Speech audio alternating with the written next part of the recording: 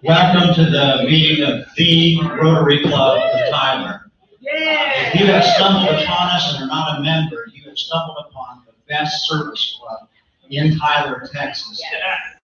We started as Rotary back in the year 1905, and already by the year of 1921, Rotary was on all 6 habitable continents. We have 1.2 million members. Our international president is hoping to push that to at least 1.3 million members.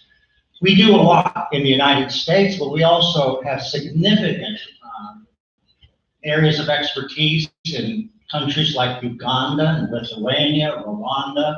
We're truly an international group. We also are very much involved in eradicating polio from the world, and that's been a goal of ours since the 1980s. It's good to have all of you here this morning. I would like to call upon David Jones to have our national anthem and Pledge of Allegiance, and that will be followed by Trudy Williams, who will be doing our invocation and introductions. Thank you, President. Let's stand, please, and face our flag. I pledge allegiance to the flag of the United States of America and to the republic for which it stands, one nation under God, indivisible, with liberty and justice for all. Oh, can you see by the dawn's early light what so proudly gleaming as the twilight's last gleaming through the stripes and bright stars through the perilous fight? For the ramparts we watched were so gallantly streaming, and the rockets' red glare of burning in air gave proof through the night that our flag was still there. Oh, say does that star-spangled banner yet wave for the land of the free and the home of the brave? Thank you, David. Will you pray with me, please? Father, we come to you today so thankful that we are allowed in this country to come together as Rotarians and meet every week, and we feel blessed to be a part of the Rotary Club of Tyler. Always remind us to seek opportunities in our community, to exhibit the four-way test, and help us to live lives that inspire others to want to know what we're doing and what we're doing right, so that we can be a blessing to everyone that we come in contact with. In Jesus' name I ask it. Amen. Amen. You may be seated.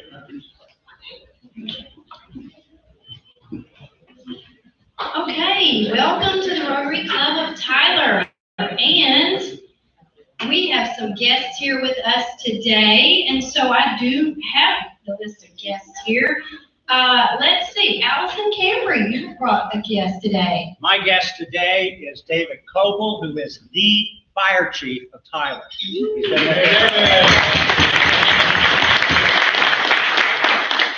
Okay, next on the list, Katie Hall, you have a guest? My guest is my friend, Mr. Sharp. She is the director of the American Heart Association and a member of Welcome. Mr. Brooks Melton, you have a guest with you today.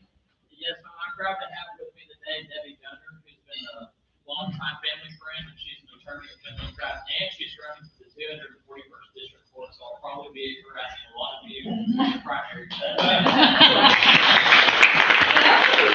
Thanks, Brooks. And let's see, Mr. D.M. Edwards. I have a guest today, Sean Osenthal. Sean, stand up, he's obliged to join the club. Okay, did I miss anyone with a guest? You have a guest? My guest is Mr. Jack Wilson, who is speaking to us today, the Director of Habitat for Humanity. They do amazing work. Thank you for coming, Jack. Welcome, Jack. And yes, you have a guest today. Some of you have already met him. This is my grandson, William, from South Carolina. He's visited the club over about 6 or 8 years now. So he's kind of grown up with us. And I'm not saying that he's the smarter or better looking than any of the other grandchildren here of any of y'all, but I'm not, maybe. Are there any other guests? Pamela? We have Tom Perkins with us today also, who did apply, and I know that his application's been. Anyone else? All right, well, we welcome you all to the Rotary Club of Tyler. We're very happy to have you all here, so enjoy. Woo! Thank you, Trudy. Awesome, great job. I want to remind all of you to, in the spirit of announcements, to put your cell phones either off or in vibrate mode, not to interrupt the rest of the meeting. Our pianist of the day was Vicki Conway. She may have already scooted out, but she did a great job for us. And our greeters, you've already met, John Payne and his grandson, William. Our program for next week is going to be District Governor Mike Broom, and that's a yearly program we have when the governor comes to meet us. Word about some Rotary business. Semi-annual dues are here, and reminders have been sent out to those of you who have not yet paid. Please see Holly if you need to have a hard copy of that as well. And also, one of the things that Rotary keeps track of is volunteer hours, whether you're volunteering on behalf of Rotary or any other organization you belong to. We like to sort of keep a record of how many volunteer hours our organization gives, and it's really a massive amount. Okay, at this particular time, I want to call forward Paul Gleiser, who will give us Pam Walter's favorite part of the program.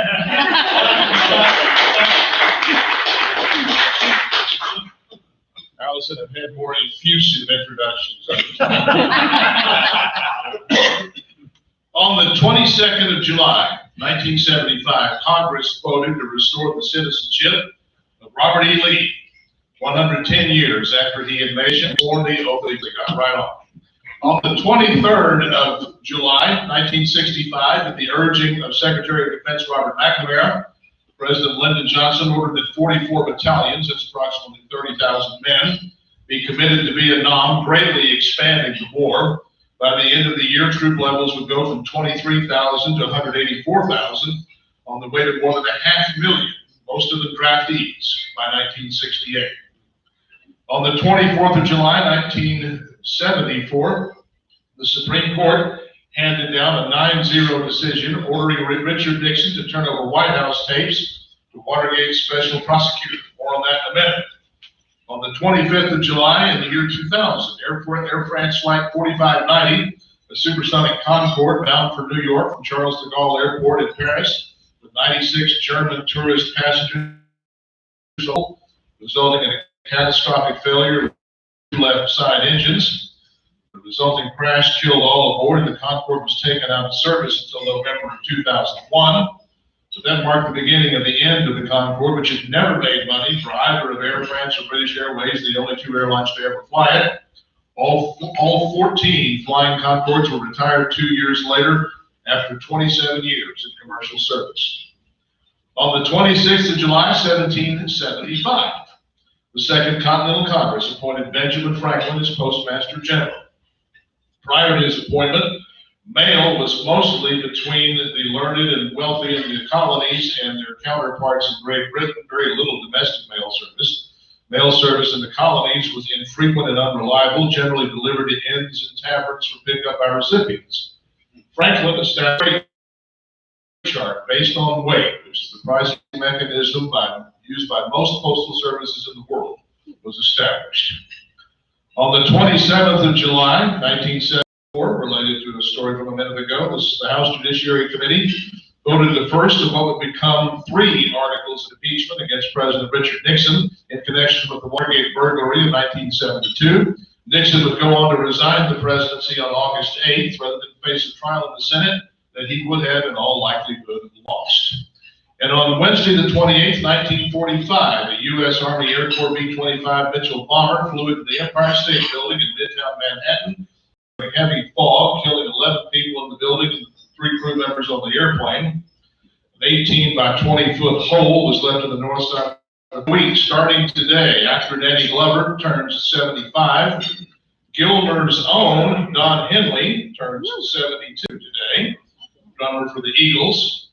First Paramore, Monica Lewinsky, turns 48 tomorrow. Wonder Woman, Linda Carter, on Saturday will be 70. And on Wednesday, Aunt Becky, Lori Loughlin, turns 57. Wow. And that's this week in history. Thank you, Paul. I'd like to call to the podium now for a point of personal privilege, Dr. D.M. Edwards. Woo, damn. Thank you, Mr. President. Just 2 quick announcements. If you look on your tables, the tickets, the second thing we want to issue on behalf of the 3 sponsors, the East Texas Symphony Orchestra, the City of Tyler, and Christus Trinity Mother Francis Health, during a free concert to kick off the symphony year and be at Burkeville Park on the Saturday of Labor Day, September the 4th. Come bring a picnic supper. If you don't want to pack a picnic supper, there'll be food trucks there, and there'll be a free concert on the symphony stage at the General Wood Amphitheater there at Burkeville Park. Wonderful Pops concert beginning at 6 p.m. that Saturday night. So mark your calendars for that.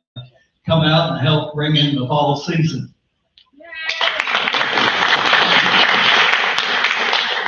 And while we're on the area tonight, Civic Theater begins 12-night run of West Side Story. Now, I happen to be in it. I think you ought to come, not necessarily to see me, because I'm not on stage that much, but the choreography that is going on replicates what Jerome Robbins did on Broadway.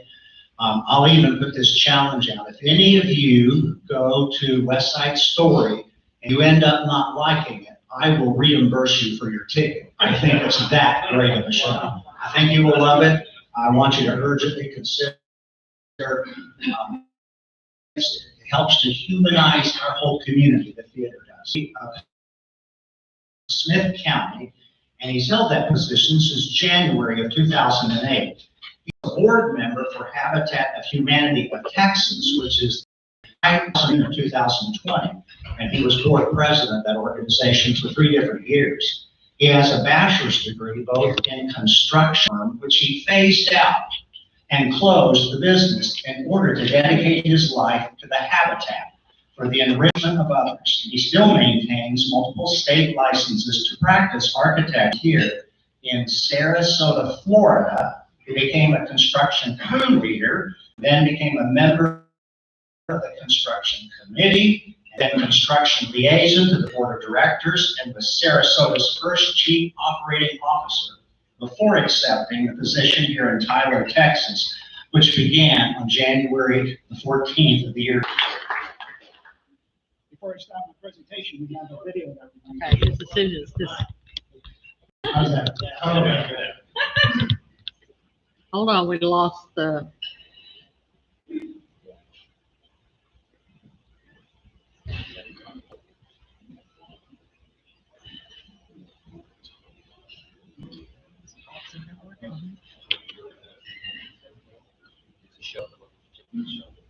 No, it's open.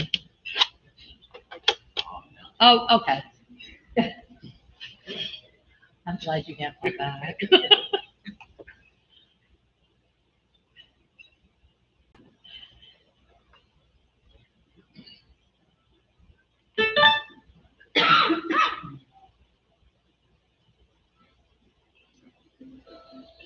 It made me feel like now that I've accomplished this, that I can accomplish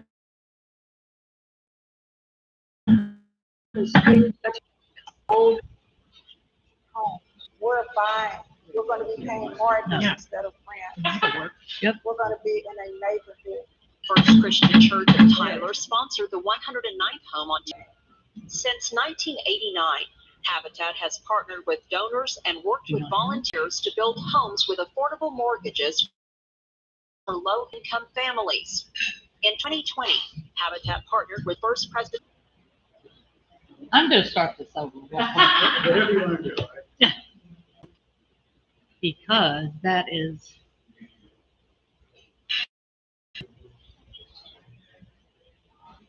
It should be. Yep.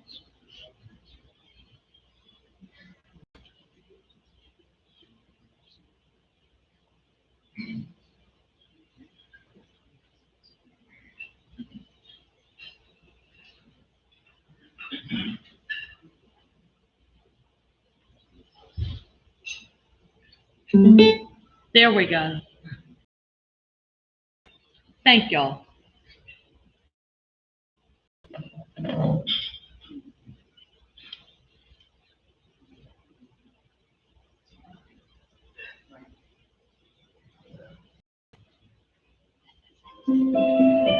It made me feel like now that I've accomplished this, that I can accomplish anything that I want to do in life. Sherry Jones and her daughter Bria helped to build the 108th Habitat home on Tenaha in North Tyler. We're going to actually own our own home. We're buying. We're going to be paying mortgage instead of rent. We're going to be in a neighborhood. First Christian Church of Tyler sponsored the 109th home on Tenaha. Demetria Gibbons was thankful to have a safe place to raise her children in. The fact that you get to pick out every aspect of your home, every nail that you hammer, every paintbrush that you wave, it's exciting. Since 1989, Habitat has partnered with donors and worked with volunteers to build homes with affordable mortgages for low-income families. In 2020, Habitat partnered with First Presbyterian Church to build the 112 West Shaw Street in Tyler, and recently dedicated the home to the Madrano family. I feel like I'm just special getting all of this, because I never would have dreamed about especially a walk-in bathtub. Habitat has also completed over 1,000 critical repairs for veterans, seniors, and people with disabilities in 7 East Texas counties. Because our seniors have no place else to go. They've been living in their homes for maybe 50, 60 years. They have very limited income. Their homes have fallen down around us, and Habitat is their safety net. Habitat hopes one day we will have a world where everyone has a decent place to live as we work to fulfill our mission. Seeking to put God's love into action, Habitat for Humanity brings people together to build homes, communities, and hope.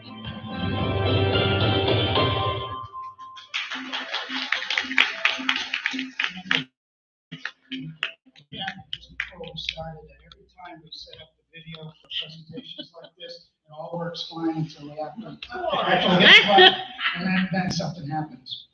You know, everybody seems to know the Habitat name and their brand, but I feel very, very comfortable that I'm going to tell you something about Habitat you don't know. And I know a lot of people here know a lot about Habitat, but hopefully I'll surprise you. So one of the things about Habitat for Humanity, when you think about it, you start to visualize a group of volunteers that are building affordable homes. And there's a lot of truth to that. But along with that, there are three major misconceptions that I want to bring up. First of all, you've heard our homeowners say this. She owns a mortgage. We do not give away a home. We have never given away a home in the 45 years that Habitat has an organization practicing. The second misconception,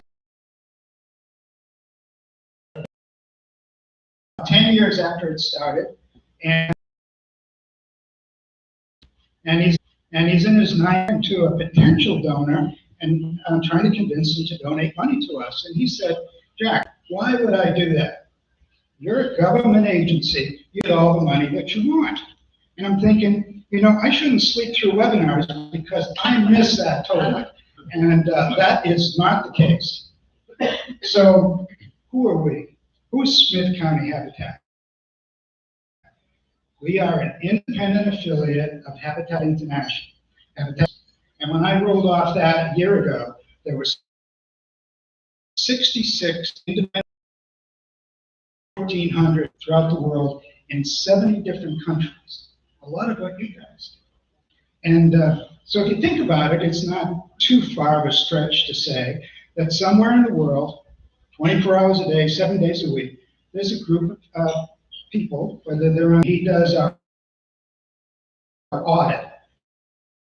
His more construction company with two major programs. We are legally a bank and a mortgage firm.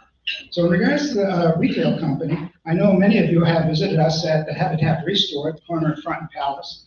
And for those of you who haven't been there, I invite you to come and visit us.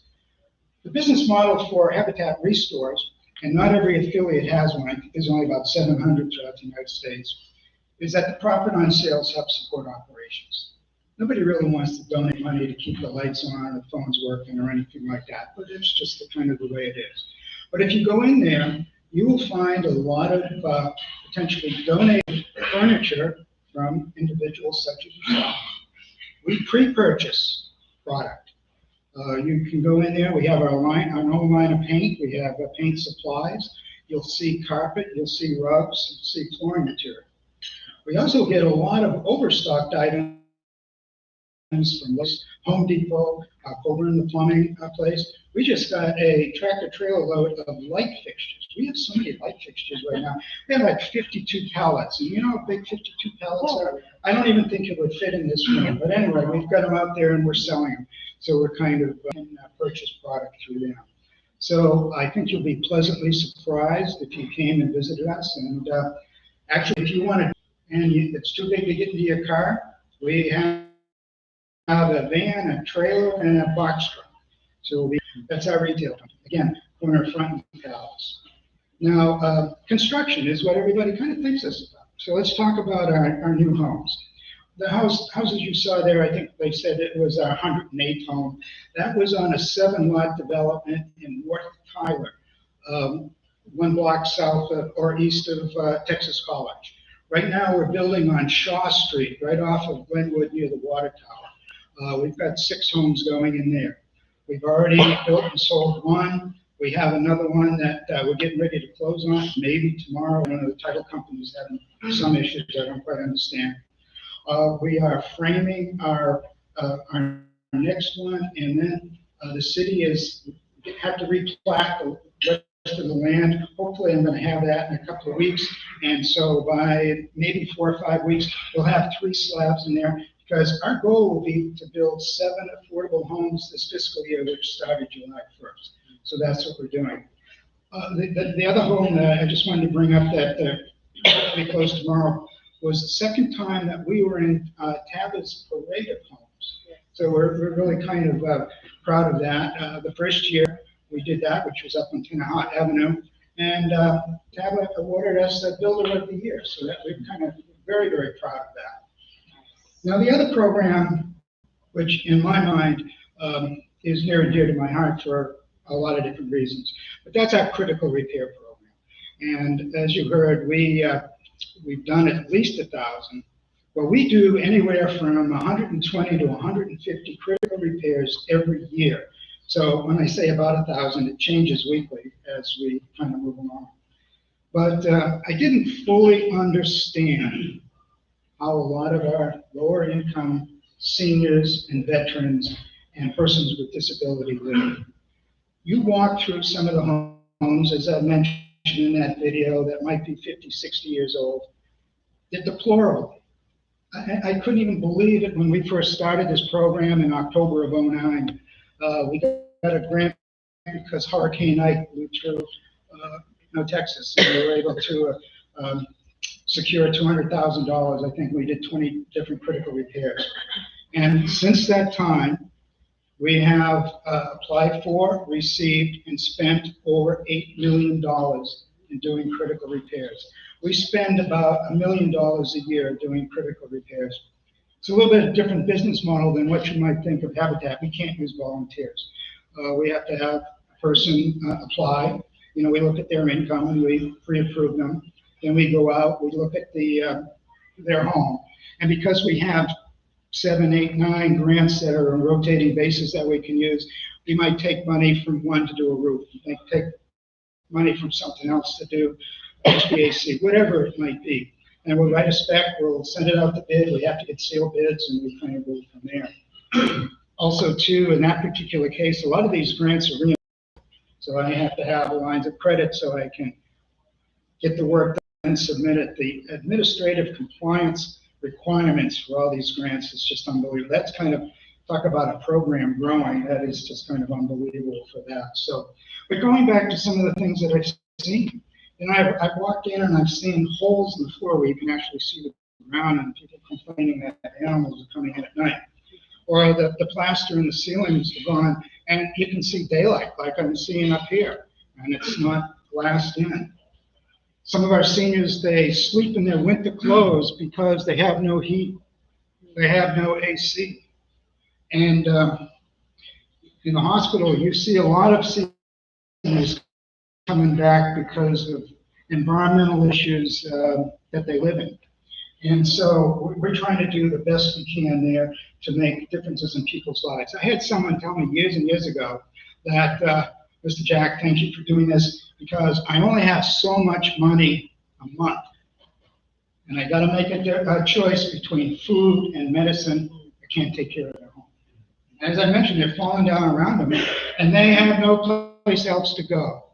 And Smith County is their safety net. I'm very, very proud of that program. We're going to keep pushing it as as long as I can. Actually, one of the first nights I went to visit somebody, he was in his winter clothes. He slept on his sofa because when it rained, his bedroom got wet, and there was a curtain, and that was kind of blowing. It was December. I remember that. And I said, "Oh, you got a broken window there?" He says, "No, that's my front door. I brought it off a few years ago." All he had was a sheet. So we went back, got a door out of our warehouse and put it on for the shower and got that done. But those are the type of things that we see daily. And I know that I say this every single time I make a presentation, but I know for a fact that we can walk from here to some of those homes. It's just amazing. There's at least 3,000 seniors here in Smith County that own their own home, that live below the poverty level, and they can't fix it. So we're never going to run out of work. We might run out of money, but we'll never run out of work, unfortunately. So the next one is a bank. We are legally a bank. We fall under the jurisdiction of the Consumer Financial Protection Bureau because we have mortgages. We have to have a certified home staff, an anti-money laundering compliance officer on staff, and so we've got to do everything a bank can do. Now, the big difference, the Internal Revenue has allowed us to do forbearance, where most banks can't do that. And what that means to us is that we don't want to take anybody's home away for non-payment.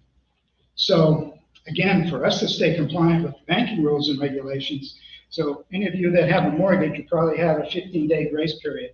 So day 16, a letter goes out from us. Day 1, a letter goes out, 61, and a notice of default. But what we do is, after we get past 30 days, we either try to call our homeowners that are in the letter, what's going on in your life? Give us a call, come on in and talk to us. So most of the time, when someone starts falling behind, 30 days, 60 days, even get up to 90 days, they're a lower income worker, so they may have very little vacation time, very little sick time. So if something happens and they lose a week's worth of work, they're in trouble.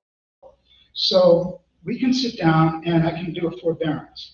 And what that means to them is that I can take the principal out of their monthly payment. We try to get people to continue paying their taxes, insurance, if they can do that. But we might set it up for 30 days or 60 days or 90. I know quite a few years ago, I did 1 year for a lady who had cancer.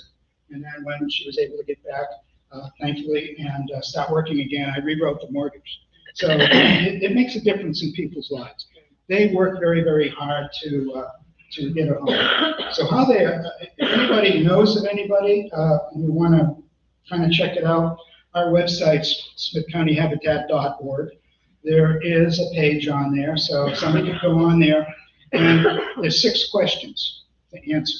If you answer yes, and then you look at another chart that, based on your family size and your income size, if you fall within that, there's a pre-application, you go in. Our Director of Family Services then reviews them. We do a criminal background check. We also do a credit check. And a lot of times we find people's credit is not that good. But we don't kick them out of the program at that point in time. We work with them. We have a program that helps people clean up their credit so they can reapply at some particular point in time. We want people to get into affordable housing. And another thing that's kind of enabled us to start building more homes is that I talked about banks. They, and I'm not sure exactly when, but they have what the CRA requirements, Community Revitalization Act. So they have to come up with well, many of them have a low-income mortgage for people. And so we're partnering with banks now, and that's enabling us to build more homes because we can get more homes to finance our homes. So we're really grateful for that. Particularly, it's on this side of the wall, which you guys can't see, but it's on this side of the wall. It's not in the restore. But that's where my office is. We have a Director of Operations. We have a Director of Finance, which, as you might imagine, based on what I was telling you about, our finance department is quite large. Now we have a Director of Family Services. And I was just telling somebody, our fiscal year starts in July. This year, we were able to get approved a $3.9 million budget. Now, if you do the math on that, that is almost $11,000 every single day, 365 days. That's a lot of money that we have to raise. But a lot of that is with the grants, it's with the donations, and when we sell the homes and all sorts of things. Happy to answer any questions that you might have. Yes? So as far as building the homes, how do you sign up as far as volunteering, or do you all use your own subcontractors? I mean, what does that process look like as far as if you wanted to volunteer, help paint or anything like that? Do you all offer that? Yes, it used to be. You have worked on Habitat jobs, you did, whatever. But it's hard for us to get the volunteers that we need to build a home to keep on schedule. So over the years, we've been doing less and less, and because we're financing it, we go out, we bid everything, and go from there. But there's still major opportunities for volunteer groups. Habitat International, they donate paint to affiliates such as ours. We can't sell it in our store, but we can use it. So we use a lot of volunteers to come out and go work on a home that we've done a critical repair on. So there's an awful lot of that. And it would just really be calling the office and saying that you want to talk to us. It depends on who you're talking to. Yes? Yeah, I have 2 questions. So Sure. the critical repair program, Yes. how does somebody get signed up for that? How do you find the people that choose that? The second question, I wasn't aware of the banking fees in your business. What kind of rate do you charge the people that you can mortgage to? Are you able to do a less interest rate? You have to stay That was part of our business model. But because we need to, a few years ago, even 5 years ago, I couldn't start different banks have, it's their mortgage now, we kind of service it. It's a little hybrid of what it used to be, but some of those are like 2.5%. But it's for a first-time homeowner, and a lower income. Based on that, it's usually 80% of the average mean income and below. So like I said, that's kind of opened everything up for. And I'm sorry, what was your? The second question, how do you choose the people? Oh, okay. Who repairs and what's the process? Well, in talking to groups like this, a lot of times things come up. We work with the different veteran organizations. And I will tell you right now, we do have almost a 2-year waiting list. Wow. For original, which is not part of the grants. We have a couple of people that like to donate to that. So if, with this rain, or if it's 90 degrees and somebody's HVAC is out, we can go in and do a quick repair, almost like a Band-Aid, get them up and running until we can get them into a grant. So we work very hard with that. And again, it is a low-income individual. They have to fill in a form. We have to verify, any type of property that they have or their bank accounts or anything like that. Because we do have people try to sneak off. Duh, yeah. I'll move forward. Just to be clear on your mortgage lending, you're not keeping those loans on your own balance sheet. You're laying them off on other banks, correct? Yes and no. We still have 66 active mortgages that we're servicing that were ours originally. Yes. Are they 30-year conventional or penalty? They are 30 years, non-income. Non-interest. Yeah. We sell these on, they call it a nonprofit. It's possible. A couple of different ways is Whirlpool has a program with partnership with Habitat International, so we get stoves and refrigerators, free. Trane donates all the HVAC equipment. They've been doing that for years to us, so we're grateful for that. Another company, Tyler Roofing, we'll supply them with the roof shingles, but they'll come in and just blow it out in 3 or 4 hours, and so that helps us keep our costs down. I will tell you, this last house was probably the most costly per square foot because of our all the material costs. The house directly across the street that we have closed on, our rough lumber cost was $16,000. This other one that we hopefully sell tomorrow was $30,000 for the same material. Wow. I know. So I actually started what it's going to cost because we can't stop, and we're kind of at the the mercy of material costs. We're trying to go from there. Is your bank the state or national charter? For us, it's under the Habitat International nonprofit. I don't know if that really explains it. So when I call it a bank because we legally are a bank, but yeah. Oh, no, we don't have savings checking accounts or anything like that. No. I would have to refer you to someone a lot smarter than I am. Yeah.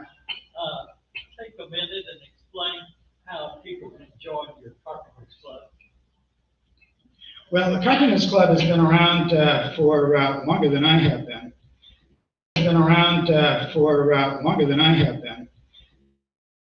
The X amount of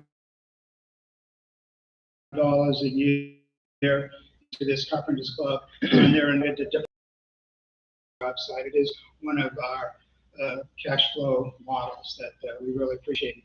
I know you've been involved in a long time, so I understand. Does that mean I got 5 minutes? I know we have 5 minutes, but I know there's a lot of, and I'll be happy to stay and answer questions. I know you're bound by the price of materials? Just roughly, what does an average, or has been an average cost to put up a home? Okay, for most of our homes are 3-bedroom around 1,300 square foot. We're usually doing at our high cost for about $78 to $82 a square foot, okay? This last house, affiliates that have done that and have been very successful in doing it. But right now, land is our biggest we have to deal with. A lot of the land, well, I talked about the Tenahar and Shaw Street is land that we got through the city, a housing infill program that they have. So, and it's a zoning issue. Sure. A zoning issue also.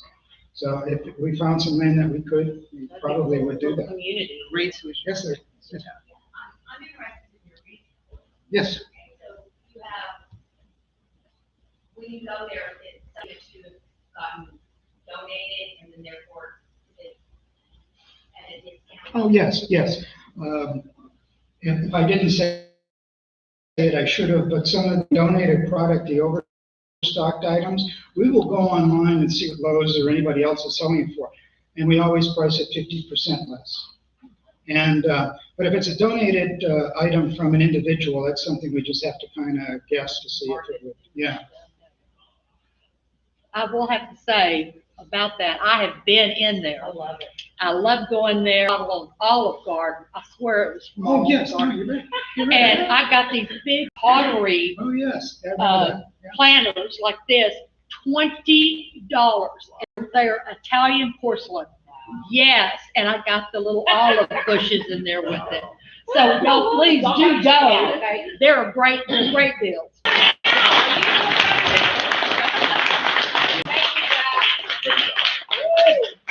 Thank you, Mr. Wilson. You can tell by just the questions and comments how effective your presentation was. We really appreciate you being here today. It is time now for us to look at the ace of diamonds, and Trey Blair is on his way over there. One half of the drawing is going to benefit the Tyler Rotary Club. Absolutely. And then one half will benefit the Rotarian winner. A winning Rotary guest will receive a fourth of it, and their host will receive the other fourth. What is the amount for today? There's 592 cards and $45. I think you got it back. I think I got it back. I hope you got it. And then Mr. Wilson, will you draw the winning tickets for us?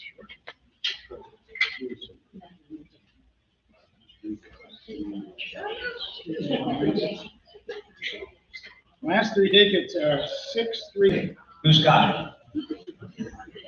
You have to be present to win. You did. She got it. All right. Well, she's buying the whole roll. All right. I mean, obviously it paid off for I her. mean, your ratio is, So you need to go over to the table, take your card. Pick a card. Right, give you that card.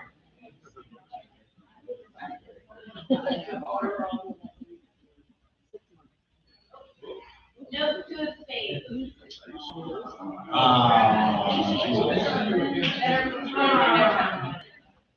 Okay, Bill Pascal had to be out today, and obviously I'm Allison Canberra, the president-elect for next year. Let us stand and do the four-way test of the things you think, speak, and do. Number one, is it the truth?